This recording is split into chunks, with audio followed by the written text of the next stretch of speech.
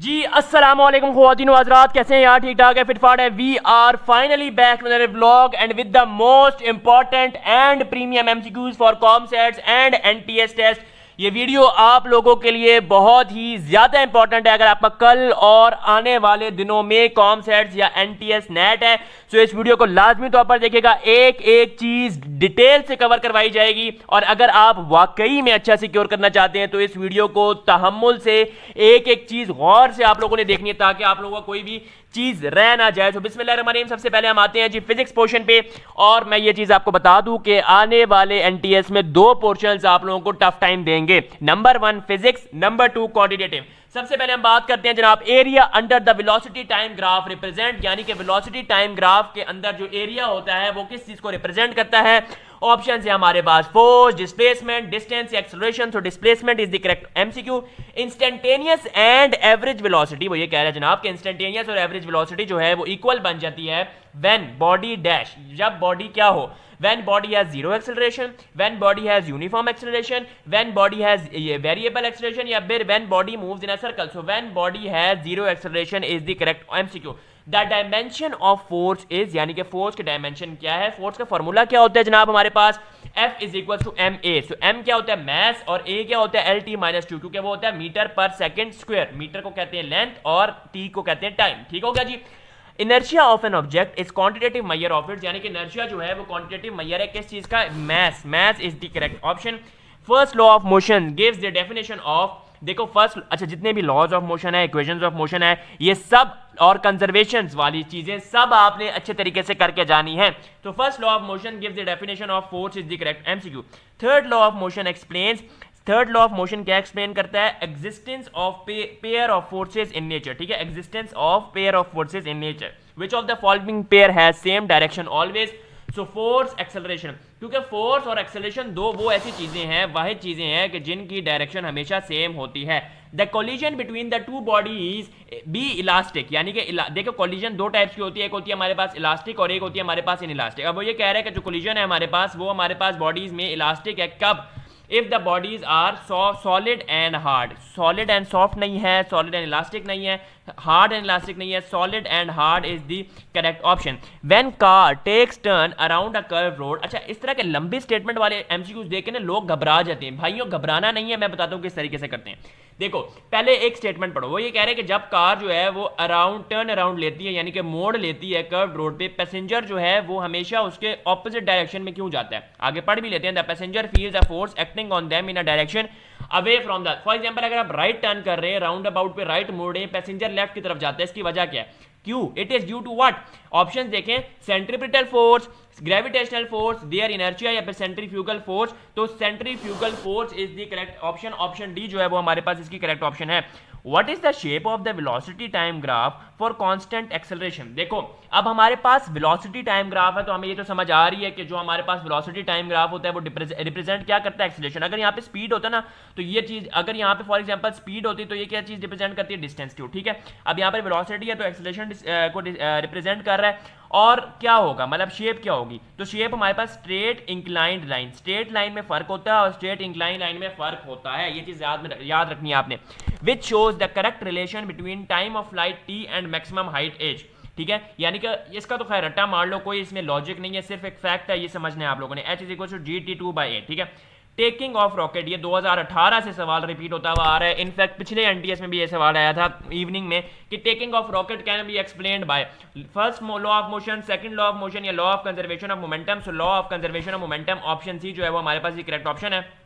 Next MCQ के बारे में बात करते हैं। What is the angle of projection for their range for which the range and maximum height become equal? तो tan इनवर्स 4 जो है वो हमारे पास ऐसा एंगल ऑफ प्रोजेक्शन है कि जिसमें हमारे पास रेंज और मैक्सिमम हाइट जो है वो इक्वल बन जाती है। आगे चलते हैं जनाब नेक्स्ट एमसीक्यू की तरफ। डिस्टेंस कवर्ड, अच्छा यार इसका जल्दी से आप लोगों ने मुझे बताना है कि कौन सा फॉर्मूला लगा है, बहुत आसान सवाल है। डिस्टेंस बताना है, फ्रीली फॉलिंग बॉडी है और टाइम हमें पता है। वो ये कह रहा है कि जनाब डिस्टेंस कितना कवर किया है by a freely falling body ने 2 सेकंड्स में, तो 19.6 किस तरीके से, जल्दी से कमेंट में बताएं। और अभी तक वीडियो को लाइक नहीं किया तो लाइक कर दो यार जल्दी से। Flight of a rocket in the space is an example of, यानी कि जो रॉकेट की फ्लाइट होती है, जब रॉकेट हवा में उड़ता है तो वो किस चीज की एग्जांपल है? अगेन मैं वही बात करूंगा कि laws of motion finger tips पे होने चाहिए, तो थर्ड लॉ ऑफ मोशन की एग्जांपल है। At which angle the range of a projectile is maximum, यानी कि कौन सा ऐसा एंगल है कि जिसमें हमारे पास प्रोजेक्टाइल की रेंज मैक्सिमम हो जाती है। So 45 degree is the angle जिसमें हमारे पास range of the projectile is maximum. आगे चलते हैं जनाब। The time range of change of momentum is equal to, बहुत इंपॉर्टेंट सवाल, बड़ा ही पूछे जाने वाला सवाल कि जनाब time rate of change of momentum is equal to what? देखो P by T, time rate का मतलब यही है ना, रेट ऑफ चेंज का मतलब क्या होता है? डिवाइड में चीज आ रही है, और del P by del T हमारे पास फोर्स के इक्वल होता है, क्योंकि हमें पता है ये फॉर्मूला, ठीक है। इंपल्स का फॉर्मूला क्या होता है? जल्दी से कमेंट से बताएं, वैसे पता होना चाहिए। Why ballistic missile fails in some circumstances of precision, यानी कि जनाब वो ये कह रहा है कि बैलिस्टिक मिसाइल जो है वो फेल क्यों हो जाती हैं, वजह क्या है, सही तरीके से क्यों नहीं मिसाइल अपना एम को पूरा कर पाता? ऑप्शन देखें, due to their shape, due to air resistance, due to angle of projection, या फिर all of this. So due to air resistance, option B जो है वो हमारे पास इसकी करेक्ट ऑप्शन है। A body is moving with uniform velocity it's dash. Options देखें, speed changes, acceleration changes, direction of motion changes, या डिस्प्लेसमेंट फ्रॉम ओरिजिन चेंजेस। तो displacement from origin is the correct option. आगे देखें जी, slope of velocity time graph is, यानी कि velocity time graph का जो स्लोप बनता है, जो हमारे पास कर्व बनता है, वो क्या शो करता है? एक्सेलरेशन। अभी हमने एक सवाल ऊपर भी किया था कि एरिया और स्लोप एक ही बात है, सो एक्सेलरेशन जो है वो ये बनती है। Which law of motion is also known as the law of inertia, यानी कि कौन सी ऐसे लॉ ऑफ मोशन है जो कि लॉ ऑफ इनर्शिया भी कहलाता है? फर्स्ट लॉ है, सेकंड लॉ है, थर्ड लॉ है, या फिर क्या ये तीनों लॉज हैं? सो ऑप्शन ए यानी कि first law is the correct MCQ, और फर्स्ट लॉ ही हमारे पास वो लॉ है जो कि लॉ ऑफ मोशन और लॉ ऑफ इनर्शिया दोनों कहलाता है। Newton's law do not hold good for particles, यानी कि ये कह रहा है कि जनाब न्यूटन्स लॉ जो है वो क्यों नहीं जो है वो करते पार्टिकल्स के लिए होल्ड करते गुड फॉर पार्टिकल्स। ऑप्शंस देखें, एट रेस्ट, ऑप्शंस देखें moving slowly, move with high velocity, और आगे हमारे पास है कि मूव विद वेलोसिटी कंपेरेबल। सो हमारे पास जो है वो इसका करेक्ट एमसीक्यू क्या है, करेक्ट ऑप्शन क्या है? वो है हमारे पास मूव विद वेलोसिटी कंपेरेबल। ठीक है जी, आगे चलते हैं जनाब। आगे देखें तो जनाब वो ये कह रहा है कि second law of motion gives the definition of second law of motion. Again मैं आपको यही बात कहूंगा कि लॉज ऑफ मोशन और इक्वेशंस ऑफ मोशन ये दोनों चीजें फिंगर टिप्स पे रखना, ठीक है। एक्सेलरेशन जो है वो हमारे पास करेक्ट ऑप्शन है। मोमेंटम किन चीजों पर डिपेंड करता है? जब तक किसी बच्चे को फॉर्मूला ही नहीं पता होगा तो वो क्या ये छंकना करेगा? तो मोमेंटम का फॉर्मूला क्या होता है भाइयों? P is equal to mv, where m is the mass and v is the velocity. तो हमारे पास ऑप्शन क्या होगी? Both mass and velocity. लोग क्या करते हैं, B या C में से कोई एक कर देते हैं। नहीं भाई, दोनों पे डिपेंड कर रहा है, क्योंकि दोनों का प्रोडक्ट मिलकर ही हमारे पास मोमेंटम बनता है। When a body moves in a straight line, then its displacement coincides with, देखिए डिस्प्लेसमेंट क्या होता है? Shortest distance. अब जब बॉडी मूव ही स्ट्रेट लाइन से कर रही है तो डिस्प्लेसमेंट और डिस्टेंस में कोई फर्क नहीं रहेगा। इसका मतलब ये है कि then distance coincides with displacement. ना फोर्स है, ना एक्सेलरेशन है, जीरो, ना both A and B. Option A is the correct option कि displacement coincides with distance.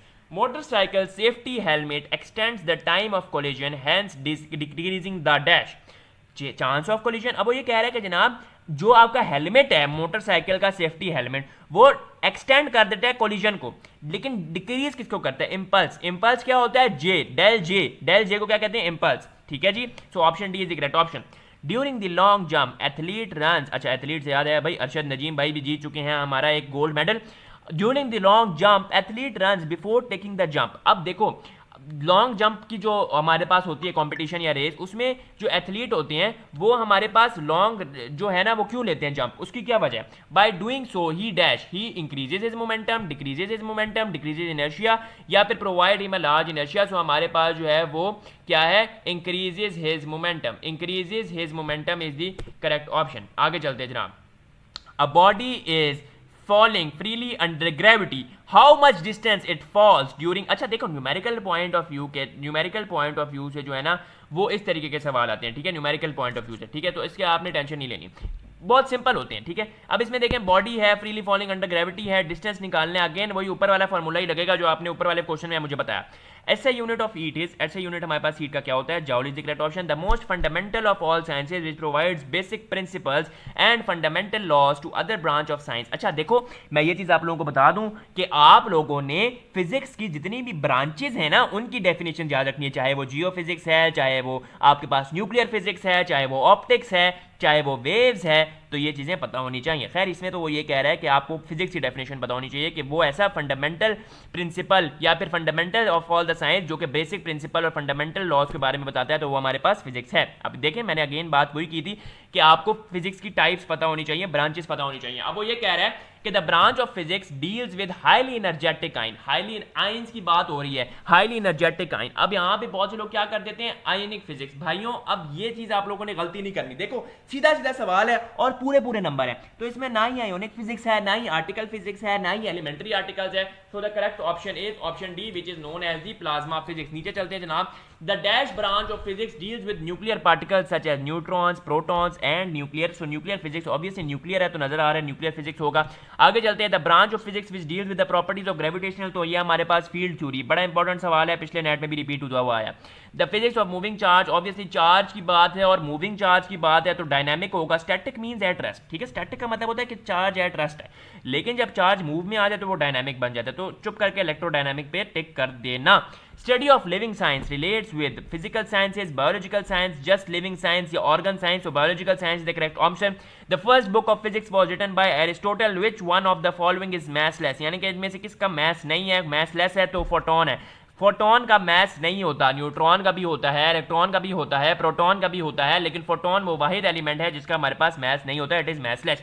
When collision between the bodies in a system is inelastic, वो ये कह रहा है जनाब जब बॉडी के दरमियान जो कोलिजन है वो इनइलास्टिक हो तो फिर क्या होता है, क्या चीज चेंज होती है, क्या चीज कंजर्व होती है। Momentum changes by kinetic but kinetic energy remain conserve. नहीं भाई देखो मोमेंटम हमेशा कंजर्व रहेगा क्योंकि कोलिजन में मोमेंटम कंजर्व रहता है। Keep this thing in mind के कोलिजन में आपके पास मोमेंटम कंजर्व रहता है। काइनेटिक एनर्जी चेंजेस, देखो काइनेटिक एनर्जी तो चेंज होगी क्योंकि कोलिजन हुई है और मोमेंटम इज, तो ऑप्शन बी जो है वो हमारे पास करेक्ट एमसीक्यू या करेक्ट ऑप्शन है।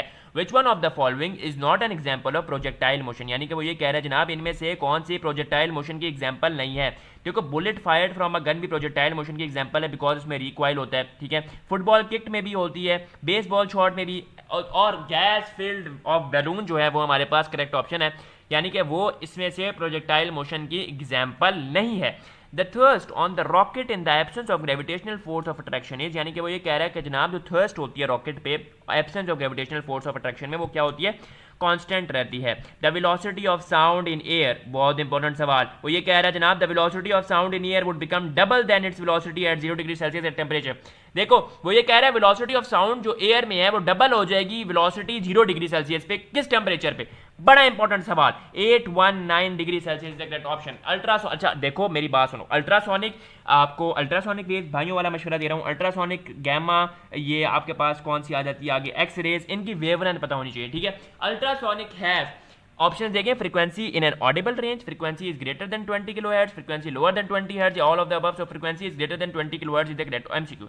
द नंबर ऑफ बीट्स, अच्छा बीट्स और डोपिंग ये दोनों वो वाहिद टॉपिक है जिनसे कॉन्सेप्चुअल सवाल आता है, ठीक है। खैर ये क्वेश्चन आप अच्छे तरीके से कर लें, कोई और करने की जरूरत नहीं पड़ेगी। The number of beats produce per second is equal to, देखो नंबर ऑफ बीट्स जो कि एक सेकंड में प्रोड्यूस हों वो इक्वल होती है difference of the frequencies, f2 minus f1 हम लिखते हैं ना, difference of the frequencies of the two tuning fork, f2 दूसरी ट्यूनिंग फोर्क की, f1 पहली ट्यूनिंग फोर्क की फ्रीक्वेंसी, तो दोनों फ्रीक्वेंसी को जब माइनस करते हैं तो बीट पर सेकंड के इक्वल होता है ये चीज। नीचे चलते हैं। Silence zone takes place due to, silence zone किस में टेक प्लेस करता है, क्या वो कंस्ट्रक्टिव इंटरफेरेंस है, क्या वो डिस्ट्रक्टिव इंटरफेरेंस है, क्या वो बीट्स है या रेजोनेंस है, तो destructive interference is the correct option. The distance between any two consecutive crust और ट्रफ, देखो क्रस्ट और ट्रफ उन दोनों के दरमियान जो डिस्टेंस होता है, कंसेक्यूटिव डिस्टेंस जो होता है वो हमारे पास होता है वेवलेंथ। आगे चलते हैं जनाब। In vibrating cord the points where the amplitude is maximum are called, देखो एम्पलीट्यूड मैक्सिमम होगा तो एंटी नोड होते हैं, नोड कब होते हैं जल्दी से बताएं। आगे चलते हैं। According to the Newton second law, according to the Newton sound travel in air under the condition, यानी कि साउंड जो है वो एयर के अंदर ट्रेवल करते हैं किन कंडीशन के साथ, एडियाबैटिक, एडियाबैटिक का तो आप लोगों को पता ही है, आइसोथर्मल, आइसोबारिक या isochoric. So isobaric is the correct option. Velocity of sound in vacuum is, बड़ा इंपॉर्टेंट सवाल जनाब कि velocity of sound in vacuum क्या होती है, लोग क्या करते थे 320 मीटर पर सेकंड, अल्लाह के बंदो वैक्यूम में वेलोसिटी ऑफ साउंड 0 होती है, ठीक है जी। आगे चलते हैं जनाब।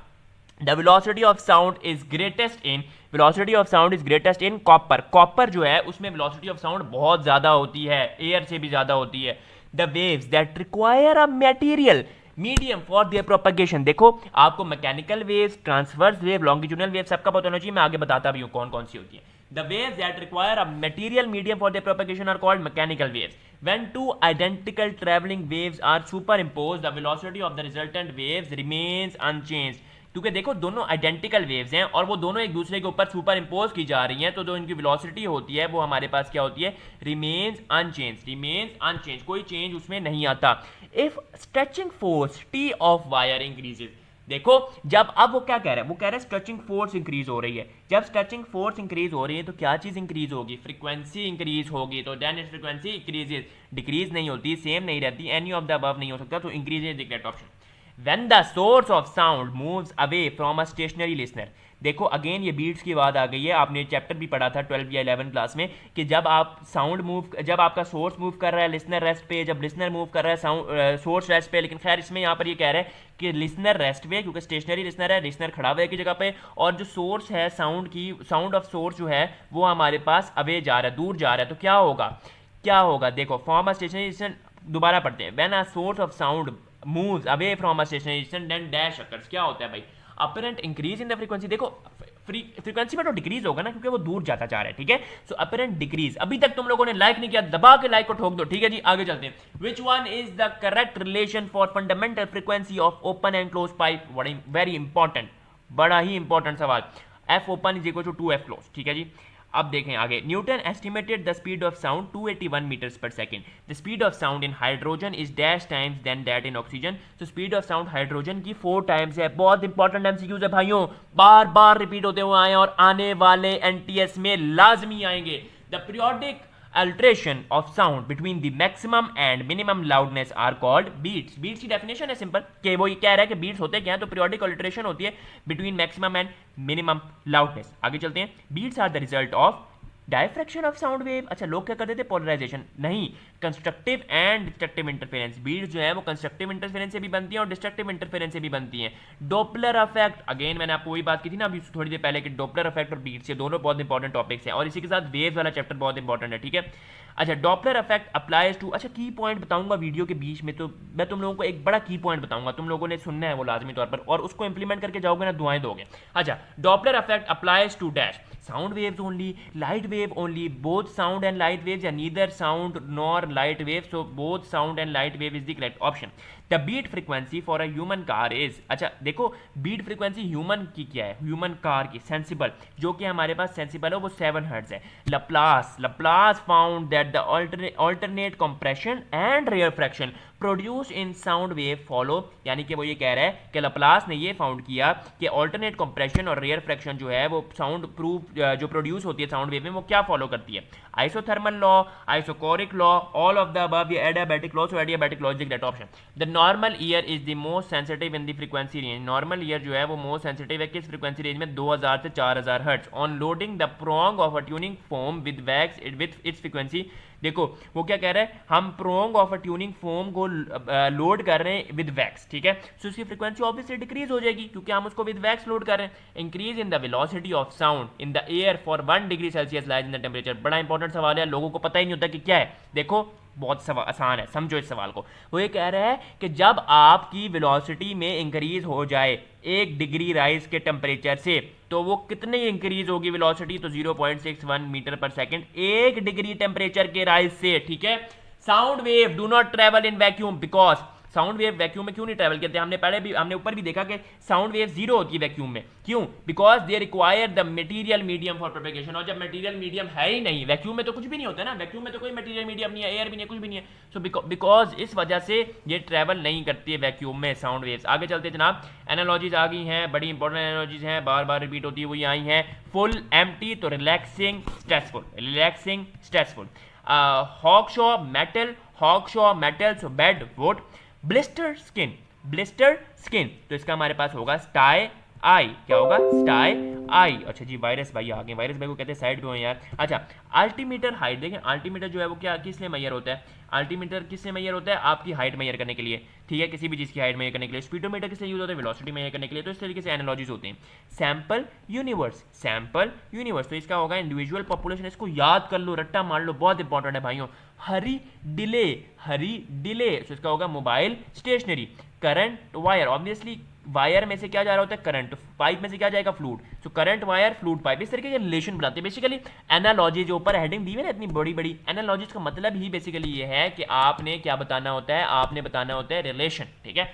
ओल्ड एंशियंट, ओल्ड का मतलब क्या है, एंशियंट, एम्बैरेस का मतलब क्या है, शाय, तो simple is that. Opaque, transparent, opaque क्या होता है और ट्रांसपेरेंट क्या होता है, ट्रांसपेरेंट आपको भी पता है और ओपैक आपको भी पता है क्या होता है। ट्रांसपेरेंट में मीडियम किस तरीके का होगा, ओपैक में मीडियम किस तरीके का होगा, मैंने बताया अभी है।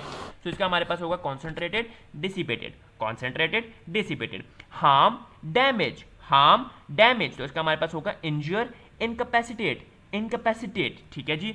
स्केच, आर्टिस्ट, अब आर्टिस्ट क्या करता है, स्केच करता है, राइटर क्या करता है, ड्राफ्ट लिखता है, तो sketch, artist, draft, writer, draft writer. अच्छा जी, जो टिप मैंने आपको देनी थी, टिप नंबर 1, जो मैंने आपको पहले बताया कि आप लोगों ने पोलराइजेशन वाला चैप्टर लाजमी तौर पर पूरा पढ़ के जाना है, और आप लोगों ने जो चैप्टर है ना ट्रांसवर्स वेव, लॉन्गिट्यूडनल वेव्स, वो पूरा पढ़ के जाना है। उसी में से आपकी काफ़ी ज़्यादा चीज़ें क्लियर हो जाएंगी, ठीक है, ये चीज़ माइंड कर लो। अच्छा, टाइगर, कैट, टाइगर, कैट, सो कैटरपिलर, मॉथ, कैटरपिलर, मॉथ। आगे चलते हैं, वार्डरोब, क्लोथ्स, इसका हमारे पास है बुक, क्योंकि देखो क्लोथ्स किस में रखे जाते हैं, वार्डरोब में, बुक्स किस में रखी जाती हैं, बुक केस में, simple is that. So book, book case, books. Pastor, congregation, pastor, congregation, तो इसका हमारे पास है शेफर्ड, फ्लॉक, शेफर्ड, फ्लॉक। अच्छा जी, आगे देखते हैं, वेजिटेट, एक्टिव, वेजिटेट, एक्टिव, सो हमारे पास है रिसीव, इंक्विसिटिव, इंक्विसिटिव। आगे चलते हैं, प्रेफरेट, होल्स, प्रेफरेट, होल्स, तो इसका हमारे पास होगा filter, water, filter, water. Stock, wheat, stock, wheat, तो इसका हमारे पास होगा रिजर्वायर, वाटर, रिजर्वायर, वाटर, ठीक है जी। आगे चलें, नेक्स्ट वाले में देखें, प्लेन, स्कीम, ठीक है जी, प्लेन, स्कीम, तो इसका हमारे पास होगा statesman, politician.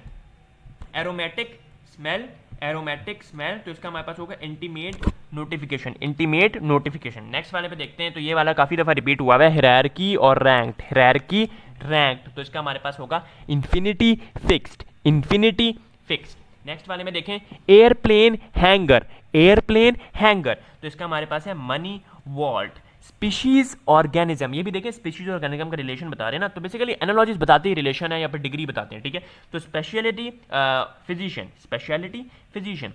Hungary, ravenous, hungry, ravenous, इसका हमारे पास है ओबेस, ग्लटनस, ओबेस, ग्लटनस। आगे देखें, शार्ड, ग्लास, शार्ड, ग्लास, तो इसका हमारे पास है स्प्लिंटर, वुड, स्प्लिंटर, वुड। आगे देखते हैं जनाब, कार्बोहाइड्रेट्स, ओबेसिटी, कार्बोहाइड्रेट्स, ओबेसिटी, तो शुगर कॉज करती है cavity, sugar, cavity. Lettuce green है तो ऑब्वियसली स्ट्रॉबेरी रेड है, lettuce green, strawberry red. Bread, flour, road, asphalt. Publication, libel. अच्छा, इसमें बहुत से लोग गलती करते हैं यार, मेरी बात मान लो, इंग्लिश के पोर्शन में लिटरली पूरे नंबर आ सकते हैं, पूरे नंबर, सिर्फ कुछ गलतियां नहीं करना, ठीक है। पब्लिकेशन, लाइबल, सो ये हमारे पास होगा murderer, accusation, murderer, accusation। chemistry की very important MCQs। in an atom not two electron can have the same set of quantum numbers। ये statement किसने कही कि in an atom not two electrons can have the same number of quantum numbers। तो Pauli's exclusion principle, लोग Hund rule कर देते नहीं भाई, हुंड रूल क्यों है, Pauli's exclusion principle is the correct option। Rutherford discovered that the nucleus of an atom has dash charge, nucleus of an atom has positive charge। which statement concerning energy change is false। तो देखो, heat energy is absorb, ये false है statement, क्योंकि जब sodium water के साथ react करता है तो किसने कहा कि हीट एनर्जी एब्जॉर्ब होती है। So this is the false statement regarding the energy change. What will make an electrolyte, इनमें से इलेक्ट्रोलाइट कौन बनाएगा, जब सॉल्ट वाटर में डिजोल्व होगा, so it will make an electrolyte. The electronic configuration of the noble gas, इसका तो रट्टा मार लो, बार बार रिपीट हुआ है, उम्मीद है कि आने वाले पेपर में भी आएगा। So it is NH2 NP6, NH2 NP6। S block elements are powerful reducing agent, powerful reducing agent। अच्छा जी, प्लास्टर ऑफ पेरिस का फॉर्मूला आपको पता होना चाहिए, CaSO4 whole square into H2, ठीक है। Harmful and undesirable reactions of metal when exposed to atmosphere और any chemical agent is known as corrosion, corrosion. Which of the following is not a nucleophile, तो भाई BF3 nucleophile नहीं है। Fat soluble vitamin कौन से हैं, vitamin A, D, E and vitamin के, ठीक है जी। नेक्स्ट एमसीक्यू के बारे में बात करते हैं, ऐसे यूनिट हीट का क्या है, जाउल, ठीक है। The branch of science which deals with the properties of matter and energy is called physics. Physics is one of the branches of physical sciences, ठीक है जी. Which branch of science plays an important role in engineering? Again physics, ठीक है जी. The most fundamental of all the sciences which provides ये repeat हुआ, इसका मतलब है that is very important. So physics is the correct option. The tendency of rotation of the body. अच्छा देखें, रोटेशन की जहां भी बात आए चुप करके टॉर्क पे टिक कर देना. हाँ, कपल पे अगर ऑप्शन हो ना तो कपल और टॉर्क का डिफरेंशिएशन तो आपको पता है ना. अगर नहीं पता तो मुझसे पूछ लो कमेंट सेक्शन में, मैं आप लोगों को बता दूंगा, ठीक है. खैर, जहां पे रोटेशन ऑफ बॉडी आए ना अराउंड एनी एक्सिस तो आपने चुप करके टॉर्क कर देना है. कपल कब करना है वो भी मैं आपको बता देता हूं, जब आए टू ऑपोजिट फोर्सेस, ठीक है, टू ऑपोजिट फोर्सेस, तब आपने कपल करना है, ठीक है. Which of the following is not a unit of distance? Obviously milestone तो ये कहता है ना कि कितना सफर तय हो गया, we have reach this milestone, we have reach this milestone, तो हम ये तो नहीं कहते कि इतना डिस्टेंस है, ठीक है. Which of the following is not a unit of distance? Again milestone. The coefficient of friction. देखो फ्रिक्शन क्या होती है? रगड़. आम जबान में मैं बता रहा हूँ, रगड़ ऑपोजिशन टू द फोर्स होती है बेसिकली, लेकिन इसको हम उर्दू में कहें तो रगड़, ठीक है. अब फ्रिक्शन किस चीज़ पे डिपेंड करेगी? ऑब्वियसली जितनी ज़्यादा नेचर सरफेस पे डिपेंड करेगी ना. जितनी ज़्यादा सरफेस स्मूथ है उतनी फ्रिक्शन कम होगी, जितनी ज़्यादा सरफेस हार्ड है या रफ है उतनी फ्रिक्शन ज़्यादा होगी. So nature of surfaces. Which of the following is an example of base quantity? Length. Length is an example of base quantity. Base quantity कौन सी है? लेंथ, मास, टाइम, टेम्परेचर, ये base quantities हैं. 7 base quantities को याद कर लो, ठीक है, लाजमी तौर पर. आगे चलें. अच्छा जी, in which form energy is stored in a capacitor? Energy is stored in the capacitor in electric field. Electric charges होते हैं इसके अंदर बेसिकली, ठीक है. the branch of the physics which deals with highly energetic ion is called plasma physics. the dash branch of physics, again nuclear physics, बार बार ये repeat हुआ है भाई, बहुत इंपॉर्टेंट है, मैंने तुम लोगों को उस पर भी कहा था. the branch of physics which deals with the properties of gravitational field theory. the branch of physics which deals with the living things is called biological sciences. the physics of moving charge particles, मैंने तुम लोगों को बताया था कि dynamic का मतलब होता है मूविंग, स्टैटिक का मतलब होता है at rest. Study of living sciences relates with biological science, ठीक है जी. आगे चलते हैं. The first book of physics was written by Aristotle, ये भी हमने पढ़ लिया. द फार्मूला ऑफ अच्छा बड़ा इंपॉर्टेंट सवाल भाई, बड़ा इंपॉर्टेंट सवाल.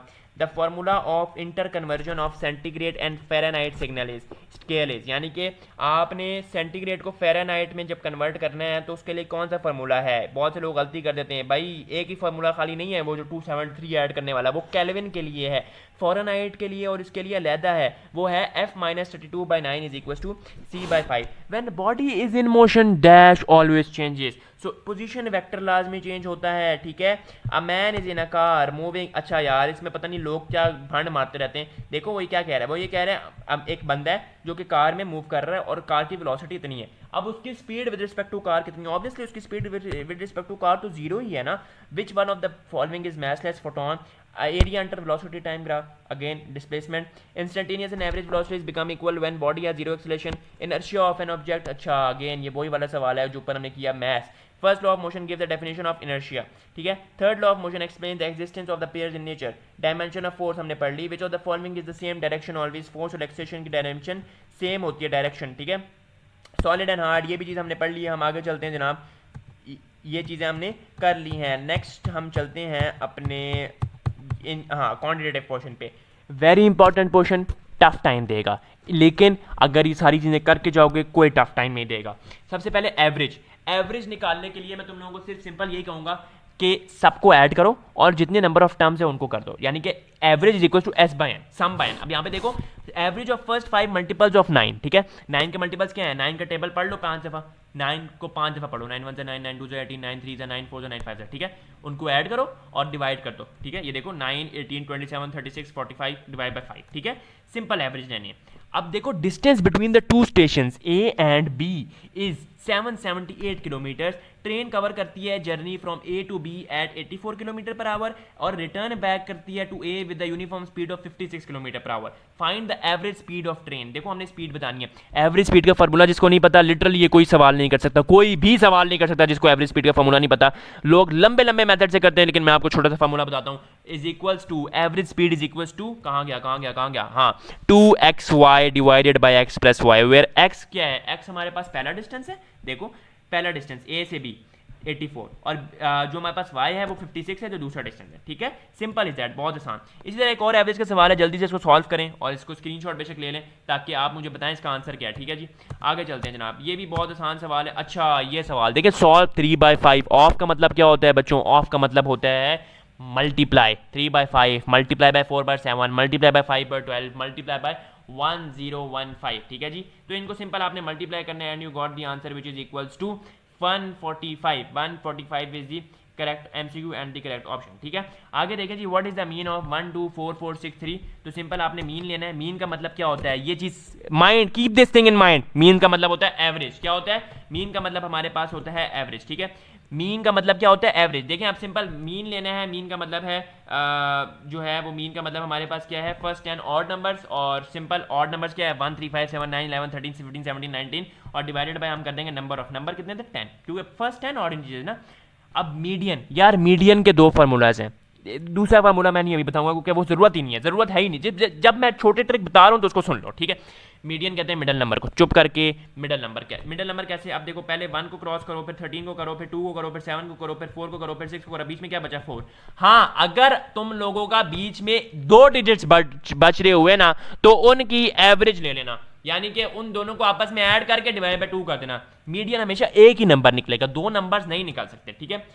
मॉड, इसका सवाल नेट 7 में आया था कि फाइंड द फ्रीक्वेंसी। मॉड का दूसरा नाम फ्रीक्वेंसी होता है, ठीक है। मॉड किस तरीके से निकालती हैं, कुछ भी नहीं करना, सिंपल आपने मोस्ट रिपीटेड नंबर देखना है, मोस्ट रिपीटेड नंबर। अच्छा, एक चीज मैं बताना भूल गया कि मीडियन में आपने सबसे पहले जो भी नंबर या जो भी सीरीज आपने आपको दी हुई है ना, आपने उसको अरेंज लाजमी तौर पर करना है। क्या करना है, आपने उसको अरेंज लाजमी तौर पर करना है, ठीक है। अब यहां पर देखो, मीन में बेशक ना अरेंज करो, लेकिन मीडियन में अरेंज करने की जरूरत है। रेंज क्या होती है यार, ये तो मैं कहता हूं बच्चों वाला सवाल है, मुफ्ते के नंबर मिल रहे हैं। Range is equal to highest minus lowest value, ठीक है। अब सीरीज गिवन है, अरेंज ना करो। हाईएस्ट वैल्यू क्या है 6, लोएस्ट वैल्यू क्या है 1, 6 - 1 विच इज इक्वल टू 5, ठीक है। What is the range, again range निकालनी है। इसमें हाईएस्ट वैल्यू क्या है 82, लोएस्ट वैल्यू क्या है 3 नहीं बल्कि 1 तो 82 - 1 81 is the correct option. Variance, भाई पता नहीं लोग कौन कौन से लंबे तरीके कराते रहते हैं। वेरिएंस निकालने के लिए सिंपल, वेरिएंस जब निकालनी है तो सबसे पहले क्या निकालना है, एवरेज। सबसे पहले क्या निकालना है, एवरेज। एवरेज निकाल लो, जो भी सीरीज गिवन है 2828 की एवरेज निकालो, तो आपके पास बन गई 5। अब जो एवरेज निकली है उसको हर टर्म से माइनस करो, हर टर्म की सीरीज की हर टर्म से, यानी कि 5 - 2, उनका स्क्वायर लो, आपस में ऐड करो और divide by total number of terms, ठीक है। आई रिपीट, देखो सबसे पहले एवरेज लेनी है, एवरेज ले ली ना 2828, एवरेज आ गई 5, ठीक है। अब आपने क्या करना है कि हर टर्म को उससे माइनस करना है, यानी कि 5 - 2 का स्क्वायर प्लस 5 - 8 का स्क्वायर प्लस 5 - 2 का स्क्वायर प्लस 5 - 8 का स्क्वायर, और डिवाइड कर देना है number of terms. Simple is that. बहुत आसान सवाल करवा दिया मैं तुम लोगों को, सही बात है। अभी तक तुम लोगों ने लाइक फिर भी नहीं करना, ठीक है। अच्छा, लाइक कर दो यार। What is the variance of -2 2 2 2, जल्दी से इसका आंसर बताएं। सिंपल क्या करना है, एवरेज लेनी है, उसके बाद आपने हर टर्म को उससे माइनस करना है, सीरीज से स्क्वायर करना है, ऐड करना है, divide by the total number of terms. Standard deviation, लोग पता नहीं कौन कौन से समीशन के फॉर्मूलाज करते रहते हैं, लेकिन मैं आपको एक आसान फार्मूला बताता हूं। जो भी वेरिएंस निकाली है उसका अंडर रूट ले लो, स्टैंडर्ड डेविएशन हो जाएगी, ठीक है।